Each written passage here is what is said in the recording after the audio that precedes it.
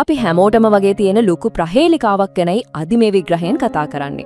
සමාජයේ ජීවත් වෙන සමහරු කාලයත් එක්ක ක්‍රමානුකූලව ගොඩක් ධනවත් වෙද්දී තවත් සමහරු හැමදාමත් එකම තැනක හිර වෙලා මූල්‍යාතින් අසාර්ථක වෙන්නේ කොහොමද?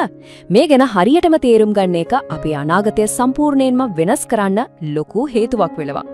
ඉතින් එකම රටක ජීවත් වෙලා එකම උද්ධමනයකට මුහුණ දෙන ඒ වගේම එකම වැටුපක් ගන්න දෙන්නෙක්ගේ ප්‍රතිඵල මෙච්චර වෙනස් වෙන්නේ ඇයි? මේකට ප්‍රධානම හේතුව විදිහට අපිට ලැබෙන සල්ලිවල ප්‍රමාණයට ඇඟිල්ල දික් කරන්න බෑ. මේක සම්පූර්ණයෙන්ම අපේ මානසිකත්වයේ එහෙමත් නැත්නම් මූල්‍යමය දෙක්මේ තියෙන වෙනසක්. මේ මානසිකත්වයේ තියෙන ලොකුම වැරදි මොනවද කියන එක අපි අද පැහැදිලි කරගමු. මේ විග්‍රහයේදී අපි ප්‍රධාන කාරණා 6ක් ගැන කතා කරනවා. වැටුප් වැඩිවීමේ මිත්‍යාව, පෙනුම නඩත්තු කිරීමේ උගුල, ආයෝජනය නොකර ඉතිරි කිරීම, කුසලතා මගහැරීම, හදිසි අරමුදලක් නැතිව ජීවත්වීම සහ වගකීම් වලට කලින් වත්කම් ගොඩනගන හැටි. අපි දැන් මේවා එකින් එක ඉතා පැහැදිලිව බලමු. පළවෙනි කාරණය වැටුප් වැඩිවීමේ මිත්‍යාව. අපි ගොඩක් දෙනෙක් හිතාගෙන ඉන්නේ පඩිය තව ටිකක් වැඩි වුණා නම් මේ සේරම ප්‍රශ්න ඉවරයි කියලා. හැබැයි ඒක ලොකු මුලාවක්. ආදායම වැඩි වුණා කියලා කවුරුත් ඉබේම ධනවත් වෙන්නේ නැහැ. රුපියල් 50000ක් හොයන කෙනාගේත් මාසෙ අන්තිමට සාක්කුවේ සල්ලි නැහැ. අනිත් පැත්තෙන් රුපියල් ලක්ෂ 1.5ක් හොයන කෙනාගේත් මාසෙ අන්තිම වෙද්දි අත්තේ සතේ නැහැ. කොහොමද එම වෙන්නේ? ඒකට ප්‍රධානම හේතුව තමයි ජීවන රටාවේ උද්ධමනය. අතට එන සල්ලි වැඩි වෙනකොටම වියදම් කරන විදිහත් එකත් එක්කම වැඩි කරගත්තොත් කොච්චර හෙව්වත් අන්තිමට ඉතුරුවක් දකින්න ලැබෙන්නේ නැහැ. මේකට හොඳම උදාහරණ තමයි පඩිය වැඩි වුණ ගමන්ම ලොකු ෆෝන් එකක් ගන්නවා, ලොකු බයික් එකක් ගන්නවා, මිල අධික කෑමවලට පුරුදු වෙනවා වගේ දේවල්. ඒ වගේම අනවශ්‍ය සේවාවන් වලට මාසිකව සල්ලි කපෙන්න දාගන්නවා. හැබැයි මේ කිසිම කෙනෙකුගේ ආයෝජනයක් ගැන බැලුවොත් ඒක බිඳුවයි. ඒ ධනවත් මානසිකත්වයක් තියන අය කරන්නේ ආදායම වැඩි වුණත් තමන්ගේ වියදම් ගොඩක් හිමින් වර්ධනය කරන එකයි. දෙවෙනි කරුණ පෙනුම නඩත්තු කිරීමේ උගුල. විශේෂයෙන්ම මේ සෝෂල් මීඩියා කාලේ Taman සාර්ථකයි කියලා අනුන්ට පෙන්වන්න ණය වෙන එක හරිම භයානක විලාසිතාවයක් වෙලා තියෙනවා. පිටතින් පෝසත් හැබැයි ඇතුළතින් පීඩණයෙන්. අද සමාජයේ ගොඩක් දෙනෙක්ගේ ඇත්තම තත්ත්වය මේකයි. අලුත්ම ජංගම දුරකථන පාවිච්චි කරන්න, වාහන ලීස් කරන්න, ක්‍රෙඩිට් කාඩ් පාවිච්චි කරලා ඇතුළතින් ලොකු ණයකන්දකට යට වෙලයි ජීවත් වෙන්නේ. මේ බොරු පෙනුම නඩත්තු කරන්න ගිහින් අන්තිමට වෙන්නේ මූල්‍යමය විනාශයක් කරා යන එකයි.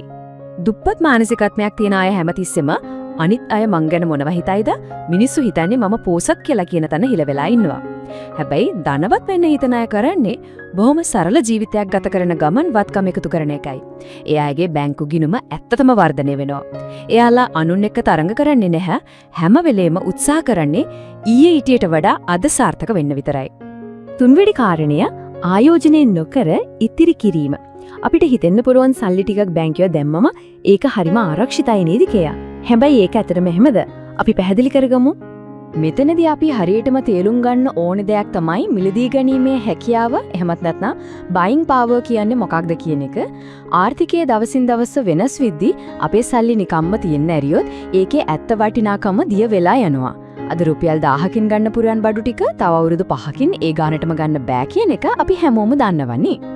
ගණනය කරලා බැලුවොත් මේක තවත් පැහැදිලි. හිතන්නකො මෙහෙම රටේ උද්මනයේ 10%ක් වෙලා තියෙද්දි බැංකුවෙන් දින්නේ 10%ක පොලියක් නම් රුපියල් ලක්ෂයක් බැංකුවේ දැම්මත් ඊළඟ අවුරුද්ද වෙද්දී ඒකේ සැබෑ වටිනාකම අඩු වෙලා ඉවරයි.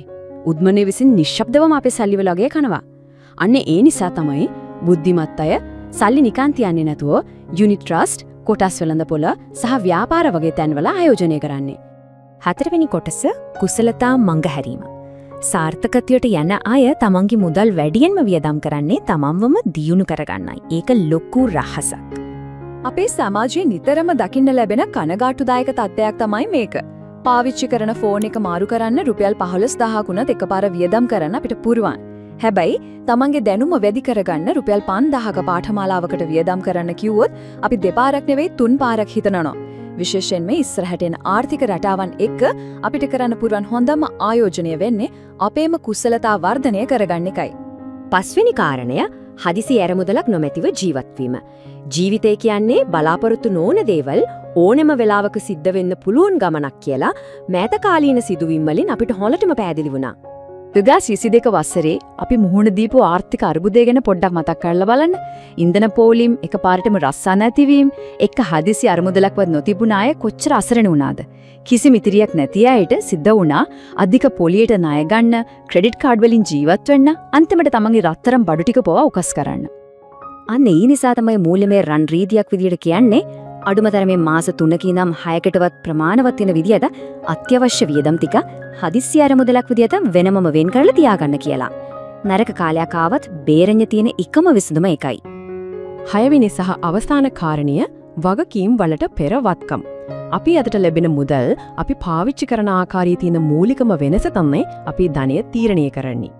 සාමාන්‍යයෙන් ගොඩක් අය කරන්නේ පඩිය ගත්ත ගමන් වියදම් ටික කරලා ඉතුරු වෙන දෙයක් තිබුණොත් ඒක ඉතිරි කරන එකයි. හැබැයි එහෙම කවදාවත් ඉතුරු වෙන්නේ නැහැ. ධනවත් මානසිකත්වයක් තියෙන අය කරන්නේ ඒකේ අනිත් පැත්ත. වැටුප ලැබුණු ගමන් මුලින්ම ආයෝජනය කරනවා. ඊට පස්සේ ඉතුරු වෙන මුදලින් තමයි තමන්ගේ වියදම් කළමනාකරණය කරගන්නේ. ඉතින් අපි තේරුම් ගන්න ඕනේ අපේ ගිණුමට මුදල් දාන දේවල් සහ සාක්කුවෙන් සල්ලි එළියට අදින දේවල් මොනවද කියලා. කොටස් වෙළඳපොළ, යුනිට් ට්‍රස්ට්, ව්‍යාපාර, කුලී දේපොළ සහ ඩිජිටල් කුසලතා කියන්නේ අපිට දිගටම මුදල් උපයා දෙන වත්කම්. හැබැයි අනවශ්‍ය ණය, සුඛෝපභෝගී බඩුවල වාරික, කාලයාත්‍රක වටිනාකම අඩු වෙන ගැජට්ස් කියන්නේ අපේ තියෙන සල්ලි විනාශ කරන වගකීම්. අපි අද මේ විග්‍රහයේ අවසානයට ඇවිත් තිනා. අපි මේ කතා කරපු හැම දෙයෙන්ම පැහැදිලි වෙන ලොකුම සත්‍යය තමයි ධනවත්කම තීරණය වෙන්නේ මාසිකව ගන්න පඩියේ සයිසකෙන් නෙවෙයි අපි එදිනෙදා මුදල් පරිහරණය කරන පුරුදු මත කියන එක. මේ පුරුදු වෙනස් කරගන්න පුළුවන් නම් ඕනෑම කෙනෙකුට ස්ථාවර මූල්‍ය සාර්ථකත්වයක් කරා යන්න අනිවාර්යයෙන්ම පුළුවන්. අවසන් වශයෙන් මේ ගැන පොඩ්ඩක් හිතලා බලන්න.